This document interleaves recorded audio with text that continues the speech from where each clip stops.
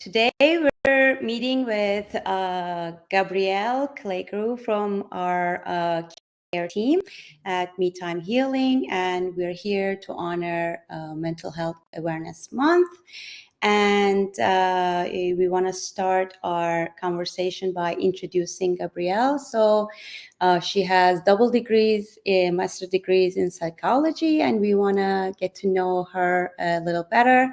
Gabrielle, talk about yourself, your journey, and how you chose this path for your life. All right. Hello, everyone. And thank you, Feri, for letting me join today. It's really a pleasure. As already mentioned, my name is Gabrielle. I have 2 master's degrees in psychology. So I started with 1 master's degree in research in clinical psychology, and then I got a second master's degree also in clinical to get more of the practical therapeutic side. So I have a lot of education, but I've also been working in mental health care since 2021 now, so for about 3 years. I'm kind of one of the people who's fortunate to know what they wanted to do since they were young. And I remember when I was 13, we did this project in school where we could list the 3 top jobs we wanted to do. And I either wanted to be a musician, an interior designer, or a psychologist. And since then, I kind of have found that I really enjoy listening to people, and people really come to me with their problems since I was young. And that is something I really enjoy, is to help take care of people. And I've traveled with my family to a few places around the world that were less privileged, and learned that I really enjoy this work and this perspective for myself as well. And I thought, well, if I can make a profession out of doing something that I love and helping people, then that sounds like the job for me. So that's kind of how I ended up in psychology. Lovely, lovely. So what big challenges do you see in finding access to mental health services around the world? So there's quite some challenges. I think first and foremost, there are lots of resources. So we can find a lot of things on the internet. There's a lot of kind of on TikTok, on other social media platforms. There's a lot of content. But sometimes I think that can even be overwhelming. And what I tend to see is that even though there's a lot of opportunity, it's not affordable. So a lot of people who are not privileged enough to be able to pay out of pocket, or do not have mental health care covered by their insurance, are not able to access the services that they need. It's not as accessible. So a lot of people don't have the time to go into a therapy session because they have other responsibilities. They have other things going on in their lives. But what I kind of find as being a really big issue as well is barriers to time and commitment. So a lot of people have the idea that they want to access mental health care, but they either are not able to make the time and they're not able to commit to it regularly enough to really receive the benefits from it. And I see that as being quite a big limitation to mental health services and accessibility.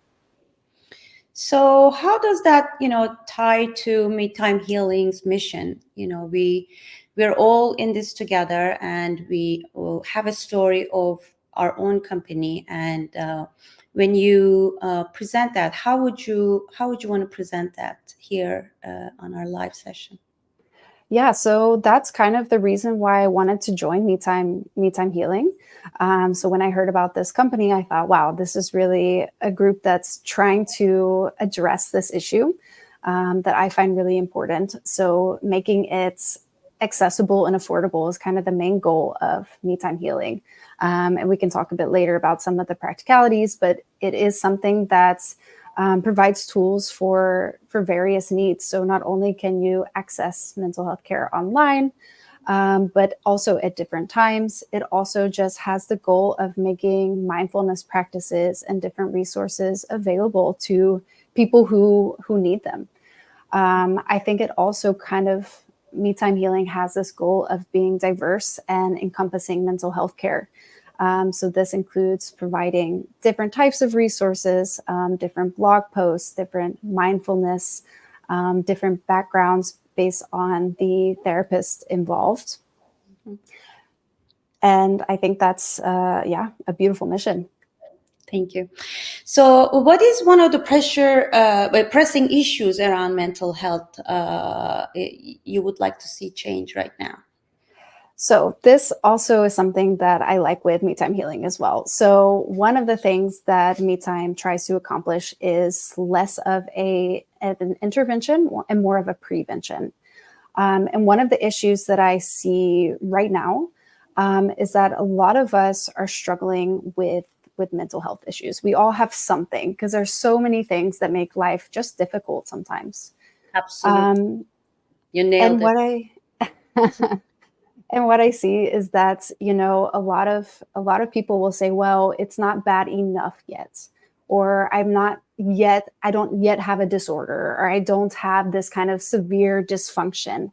And that does not mean that we should not, or that we cannot access mental health care, right? So we all have issues and different experiences, and therapy is also just a resource. So we're here and we're trained to be able to provide you the tools to function and adapt better to your environment. It's not to fix things. It's not to cure things. It can be all of those things, but mostly what the goal is that we want to help you find the resources to function well and to help those around you. So especially when we look into not just an individual level, but a workplace level, being able to provide resources and accessibility for your employees, for the people that are under your supervision, so that they can function well within the environments in a way that's more suitable for them. And that's a big issue I see that people are afraid to access because it's not bad enough yet. And that's something that I think MeTime really has opportunity to tap into. Yeah.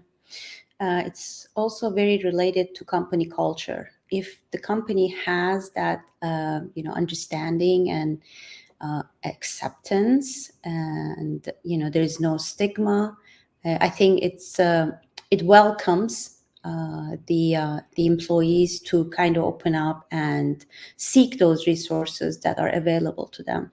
So one other question I have for you about stigma, in your own journey, what are good breaking points that we can overcome that challenge? Yeah, so this when it comes to stigma, there's a lot of different beliefs and ideas around mental health.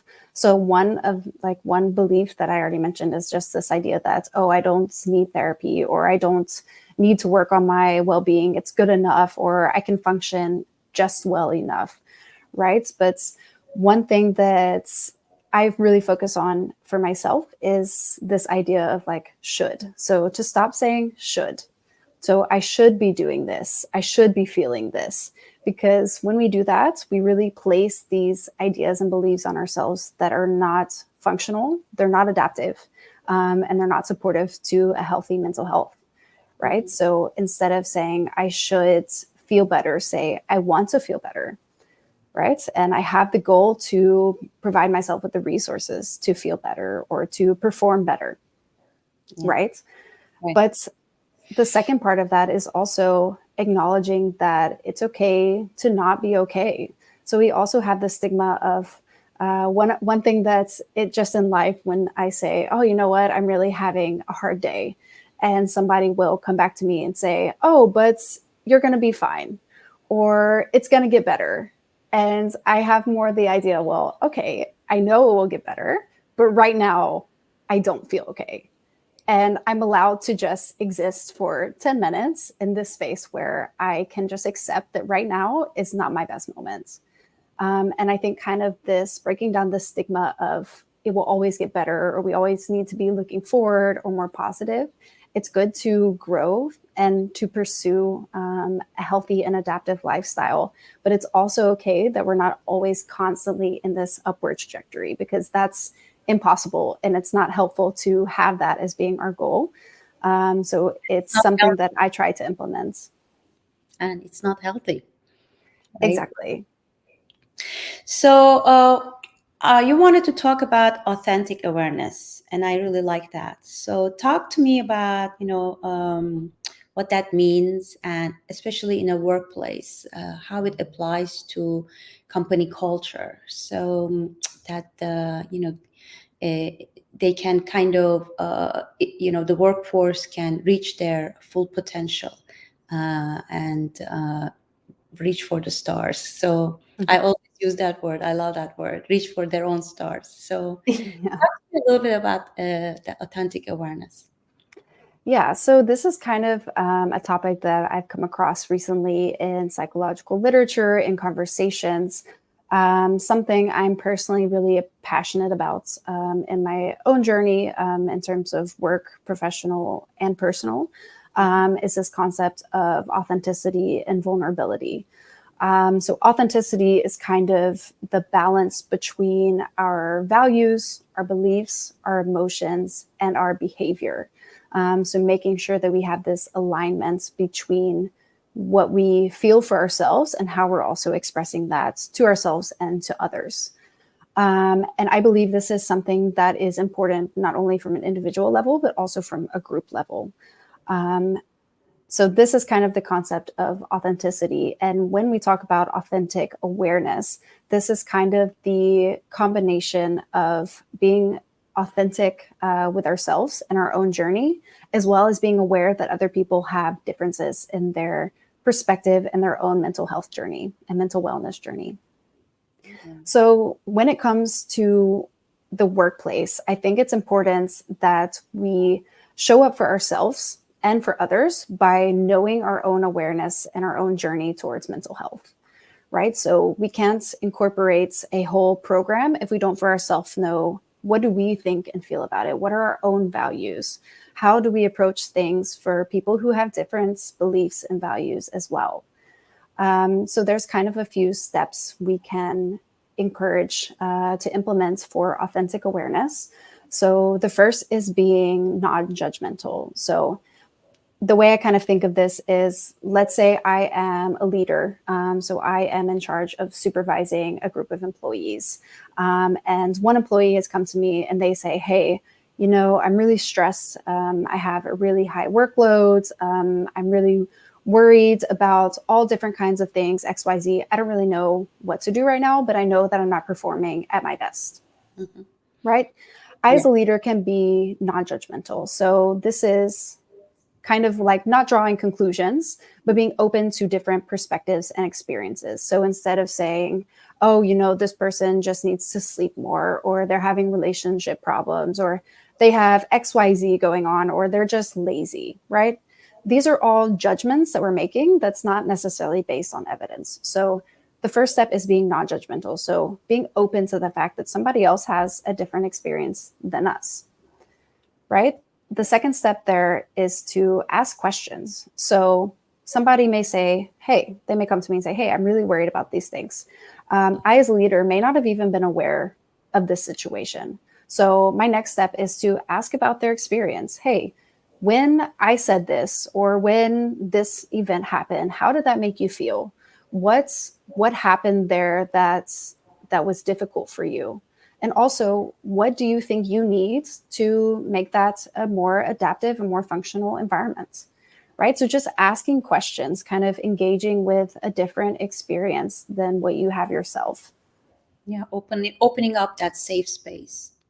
Yeah. Exactly. Right. So communication is so, so important. The third step is also to educate yourself on the topic. So if somebody comes to you and they're telling you about something that either one, you don't necessarily understand the experience, or two, you don't know how to help them, go and educate yourself. So say, okay, I have 3 employees who came to me and said that they are really overwhelmed at work. I know what it feels like to be overwhelmed, but I don't necessarily know what to do about it. Go and educate yourself on the topic. And I do not mean going to mainstream media. Do not go to TikTok and find all the information. That can be a good resource. But what I would recommend is looking into literature and evidence-based practice. So what does evidence say is going to be helpful to improve the workforce for my employees and for myself as well?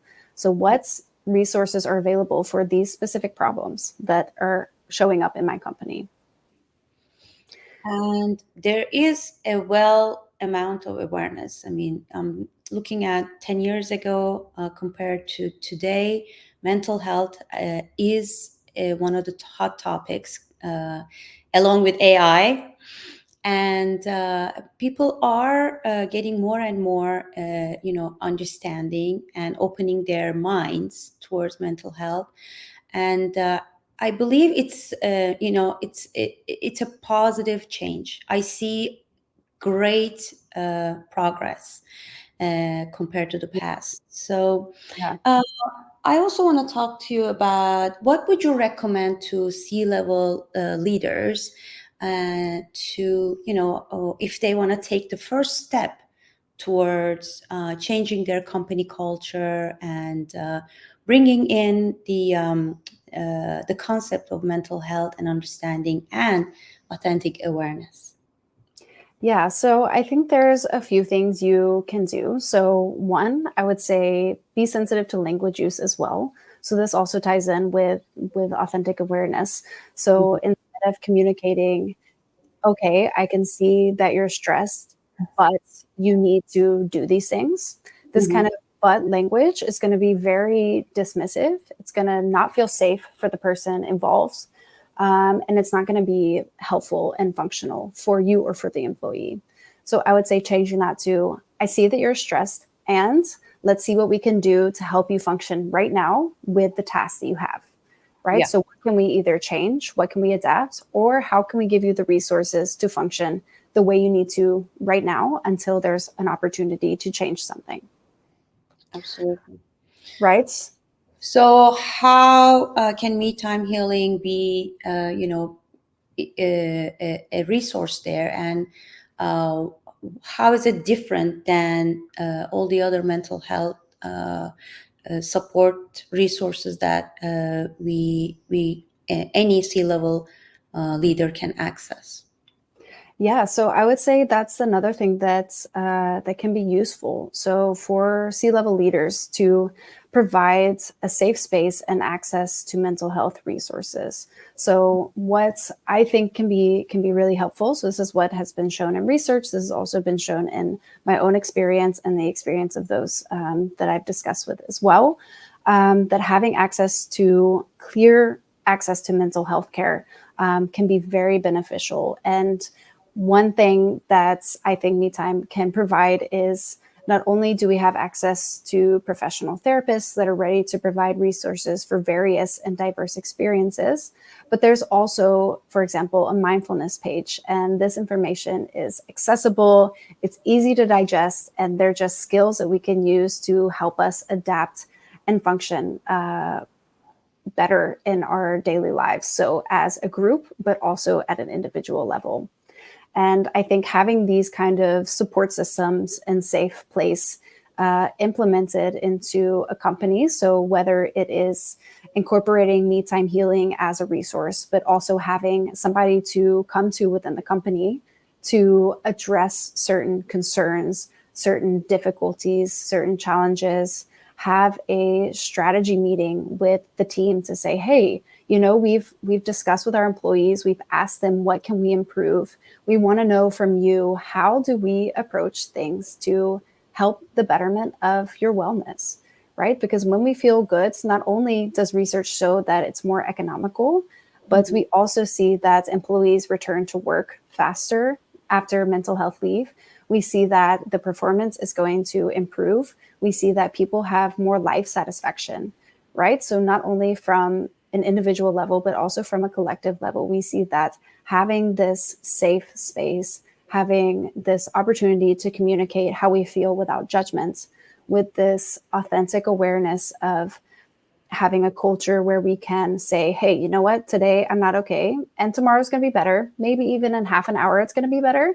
But for these 10 minutes, I'm just going to not feel okay. So some of my colleagues and I, for instance, we just have a 10-minute rant session. So sometimes when it's been a calm day, it's like, hey, do you have 10 minutes where we can just complain totally? And then we're going to be fine. But for these 10 minutes, we're just going to complain about everything. And then we just for 10 minutes complain. And then after that, we're like, okay, let's go. Like, we've got this. We can do this. Let's have some positive affirmation.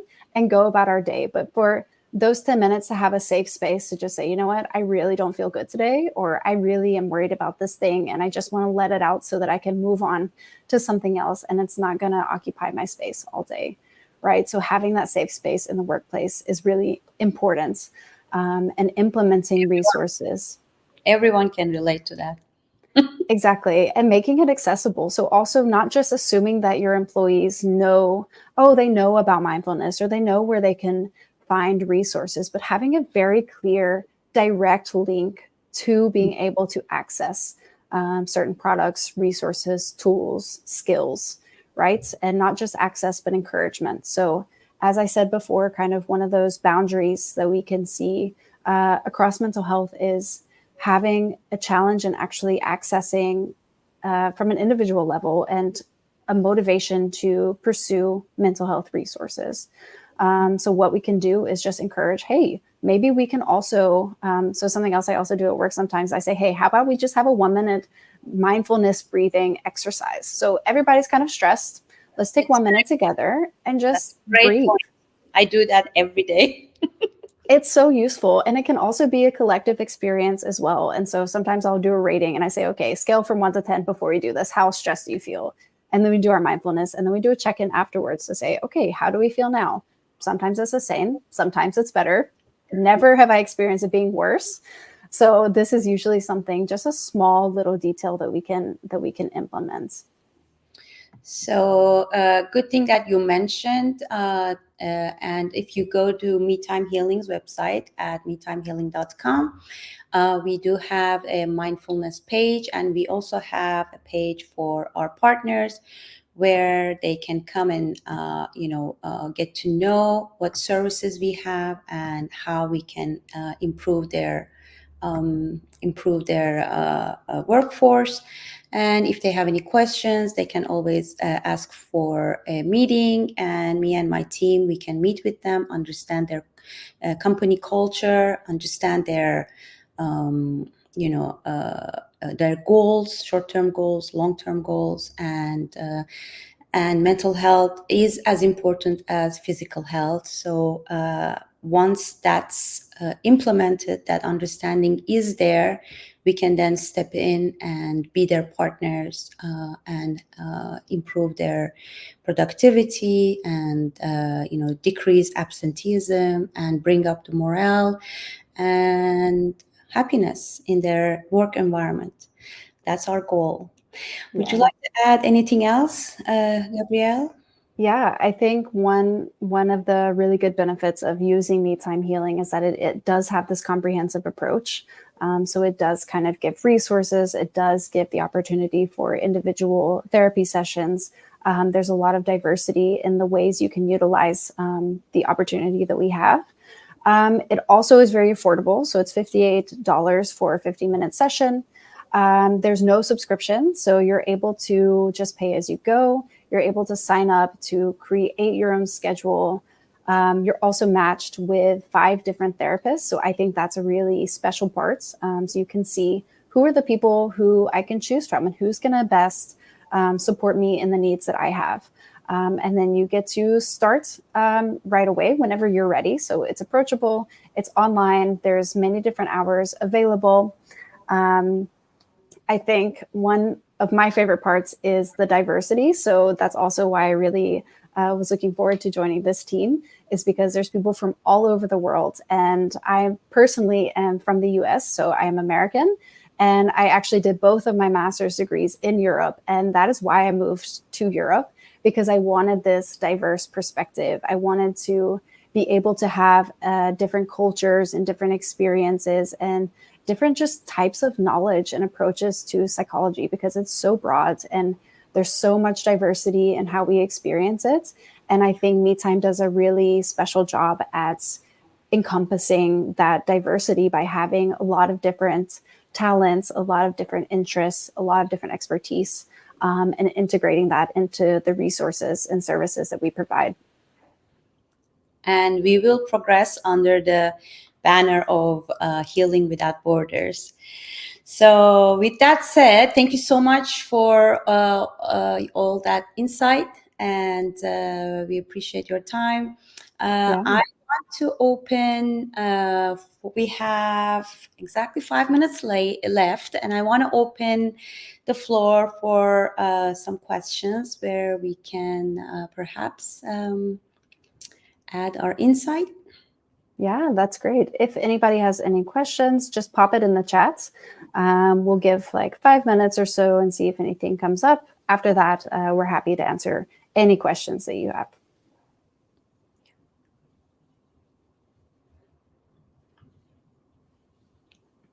Okay. Another curious crowd. So I have a question. How would you want to see the platform grow, and what would you say will benefit the workplace if we add a new feature? Ooh, a new feature. I don't know what feature would be.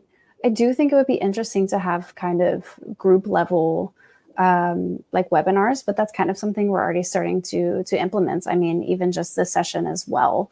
What I was thinking as we were as I was kind of preparing for this interview as well, is that I think it could be very special to have MeTime as being a resource for a specific company, and that employees have access to that resource. And I think making that I think that makes it inclusive.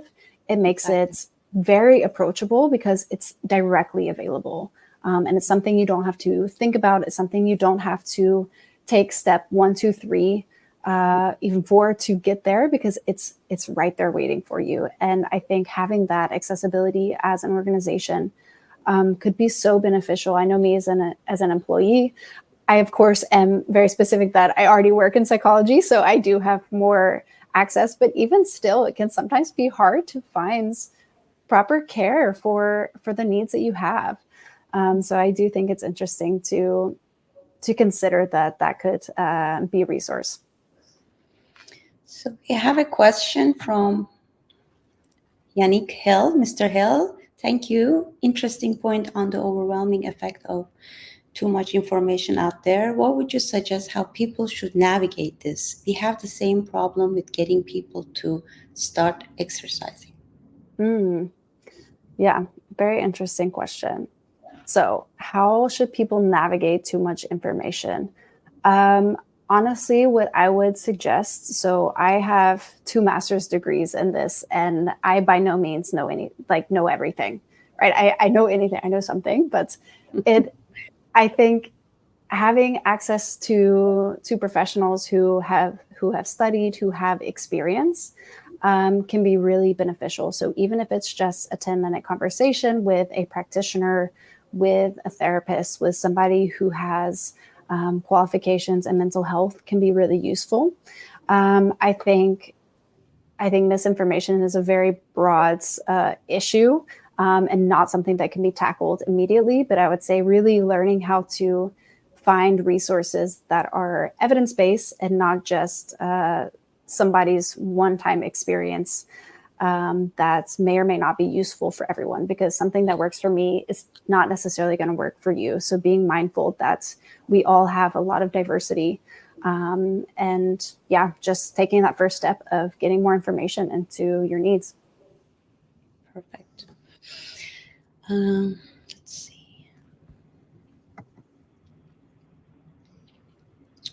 So we're actually coming to the end. I believe we have 1 more minute. If anyone has any questions, you can pop it here on the comments. All right.